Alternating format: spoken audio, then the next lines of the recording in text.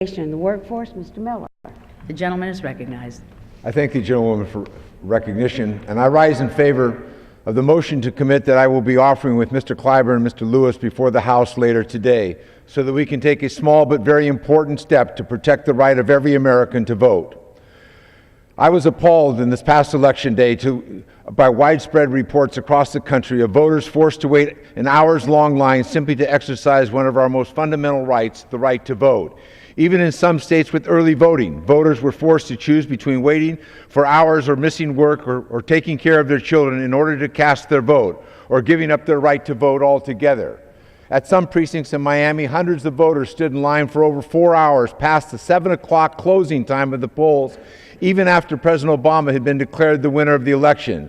It offends our basic values that Americans would be denied the right to vote because of last-minute illness or change in the work schedule, the need to pick up a child from school, or some other unavoidable emergency, meaning that they could not afford to wait in line for several hours simply to exercise that right. The motion to commit in the House will make two important changes. First, it will require in federal elections that every state provide for at least 15 days early voting, and two, it would require that states provide adequate resources, staff, and machines at polling places in federal elections to ensure that voters are not forced to wait in line for more than an hour.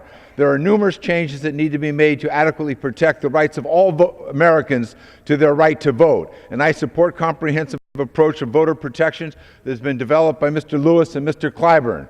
However, today we have a chance to take a very simple step to make sure that voting is simple for Americans so they can exercise their right, a right that we broadcast to the rest of the world about how we choose our leaders and how we exercise our democracy. But that right, that democracy, is now being thwarted by efforts at the local and state level to make voting more difficult, to prohibit people from voting, and we can change all of that in the motion to commit today in this rules package, and I would urge my colleagues to support that, and I want to thank Mr. Clyburn and Mr. Lewis for their leadership. I'm very sorry that Mr. Lewis is unable to be here today with the untimely death of his wife, Lillian.